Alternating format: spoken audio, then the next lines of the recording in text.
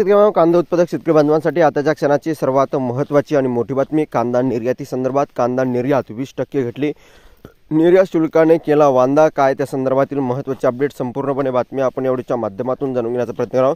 तरी महाराष्ट्रातील तमाम कांदा उत्पादक शेतकरी बांधवांना एकच विनंती, व्हिडिओ शेवटपर्यंत बघा, अतिशय महत्त्वाचा व्हिडिओ जर आवडला तर नक्कीच लाईक करा। सांगा चॅनलवरती नवीन असाल तर या ठिकाणी बघितलं तर माझा शेतकरी YouTube चॅनलला सबस्क्राइब करून झोला बेल आयकॉन म्हणजे घंटा नका, जेणेकरून माझ्याकडून नोटिफिकेशन तुमच्यापर्यंत सर्वात अगोदर पोहोचते।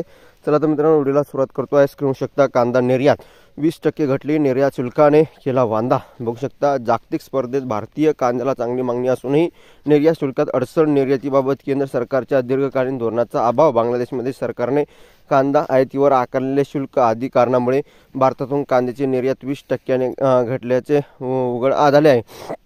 त्यामुळे भारतात बहुमूल्य परकीय चलन गमवावे लागले। गेल्या 8 महिन्यात कांदा निर्यातीतून 2663 कोटी रुपयाची उलाढाल झाली। मागील वर्षीच्या तुलनेत त्यात 696 कोटीची तूट आहे। 20% निर्यात शुल्काचा कांदा निर्यातीला फटका बसला आहे। गेल्या वर्षीच्या तुलनेत यंदा 8 महिन्यात कांदा निर्यातीत 20% घट झाल्याचे आपेडाच्या आकडेवारीवरून स्पष्ट झाले आहे।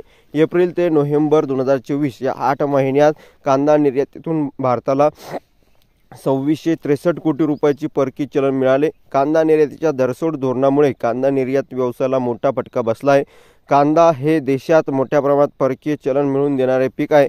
केंद्राने कांदा निर्यातीला अनुकूल धोरण ठेवले असते तर निर्यातीला लक्षणीय वाढ झाली असती। मात्र स्थानिक गरज लक्षात घेता सरकारने निर्यातीवर निर्बंध घातल्याने कांदा दरात आणि निर्यातीवर मोठा परिणाम झाला आहे।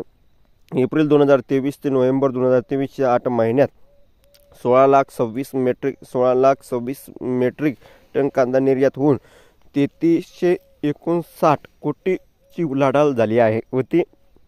धन्यवाद मित्रांनो, माझा व्हिडिओ